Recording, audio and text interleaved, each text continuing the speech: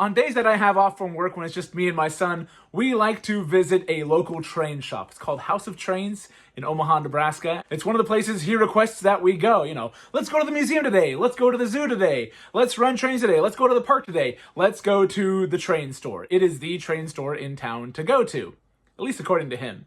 Sometimes they have really neat stuff in there. They get stuff secondhand that's traded in, so their inventory changes. Every now and then they get new stuff in there as well. But yeah, I was just kind of curious as to what they had in stock. And part of my curiosity this week was piqued because a friend of mine that had visited the train store end of last week had said, hey, they got a bunch of new stuff in, check this out. And he sent me a photo of something I wasn't expecting to see. He sent me a picture of the RBP train's big SD, whatever it's called, the big modern diesel that's too big to run around these rails. I'm terrible with modern diesel names. Please yell at me in the comments. And it also had the matching caboose that came out this year. And like, wow, I'm surprised somebody, you know, traded this stuff or sold this stuff already. But whatever the reason was, there was a bunch of cool stuff in there. So we checked out stuff, looked through all the shelves, looked through all the new inventory. There was a lot of really neat stuff there, and we had a lot of fun browsing. And then we looked up and saw something pretty cool. So I figured bring that here.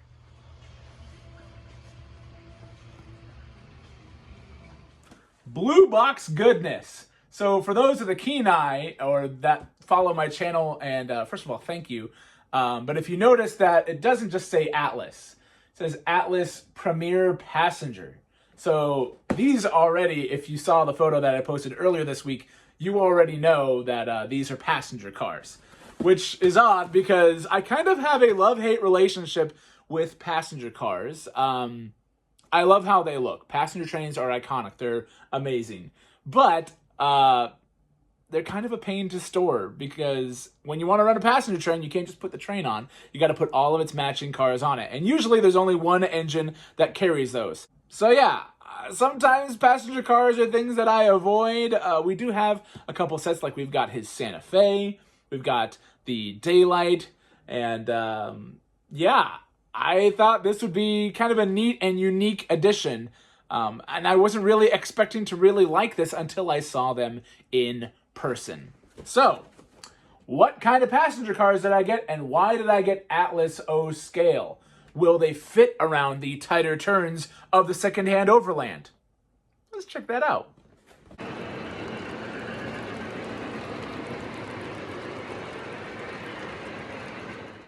These are the custom run from Train Loft cars that are the Rio Grande heritage cars. And I don't have to unbox them because I already have them hooked up.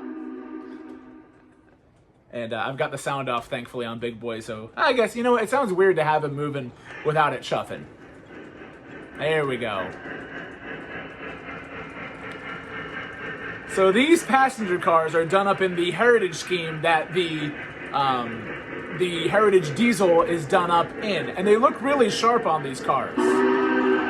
Big Boy agrees. And there's 4 of them in this set. I don't know if we'll get more. They are quite long. These are the 18-inch variety of passenger cars. These are the longest passenger cars that we have on the secondhand Overland. And thankfully, thanks to all the new shelving, if you haven't seen that video, check it out. Thanks to new shelving, we have more storage options, which means that, you know, I have more space for stuff like that. And hopefully this will make it easier to get passenger trains on and off the lines and such, instead of having to dig underneath to get to them. But yeah, let's get in a little closer and check these things out. Gonna look at the full 4-car set, and we're gonna start at the front with the baggage car, not just because it's here, but because there's nothing inside to really talk about with this one.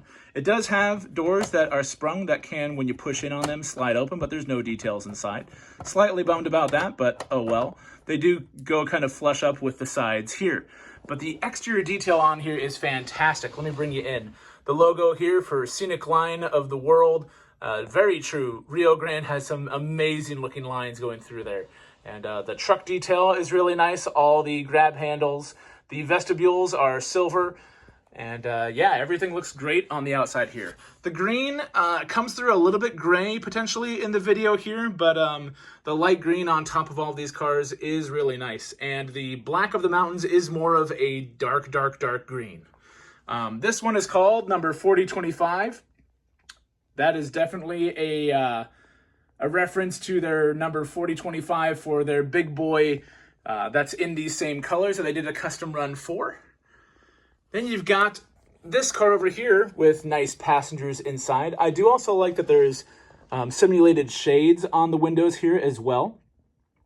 But yeah, looks really nice again. And if you don't know who that guy is, he's the man responsible for designing the big boy in the first place.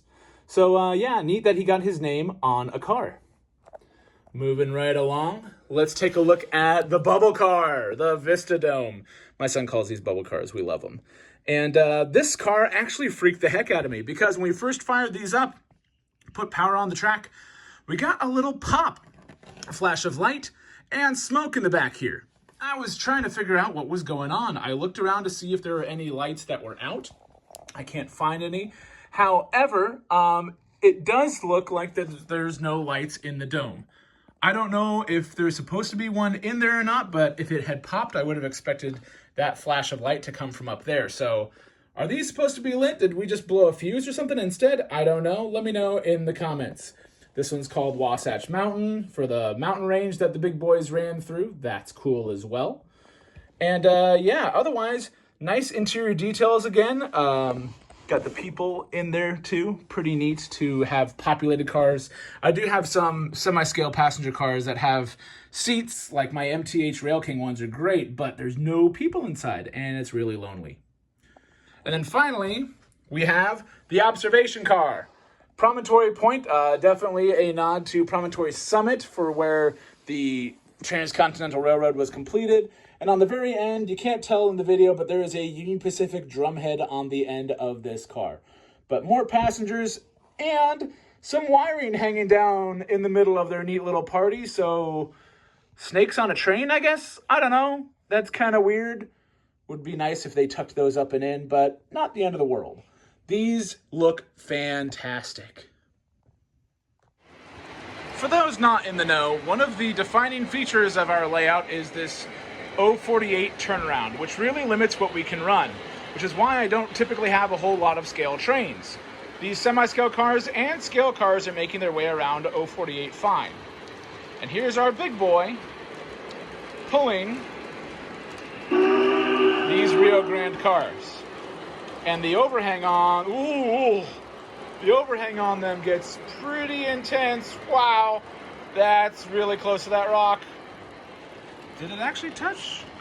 Maybe it did, maybe not. But yeah, so I knew it was gonna come up, do these scale cars fit around your layout? And these ones do. These ones clear 048. You saw it here, folks.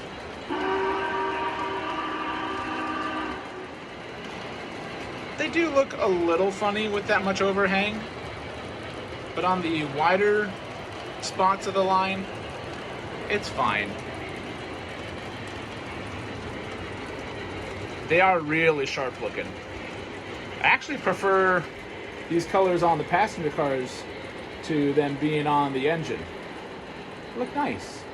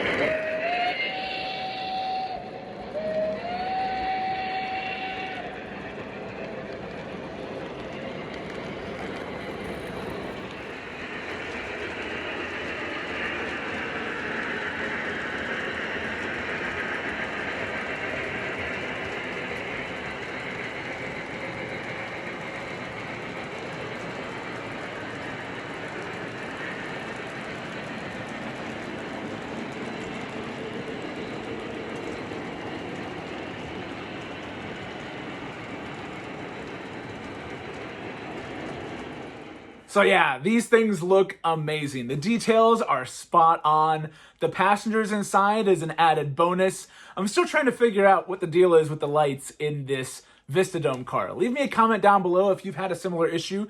Is there supposed to be a light in there? Was it just a fluke, that little pop that we got? It still has me slightly uneasy about these cars. But hey, they're secondhand, but they're pretty new secondhand too, so I wouldn't expect issues like that on a newer model. Although my buddy Ray has already had problems with his new Atlas passenger car. So is this a thing? I don't know. It's my first time with these, but they're super cool. Glad to share them with you here on the Secondhand Overland. Subscribe if you haven't already. Leave me a comment. Do you like these fantasy schemes? What should I have pulling these guys? I've been thinking of actually custom painting a auxiliary tender on Big Boy for him to pull these cars specifically and have like a water tender that's made to match like the yellow and the mountains and the Rio Grande logo. I think that'd be pretty cool. But let me know down in the comments what you think we should run with this guy, and we'll see you on the next one.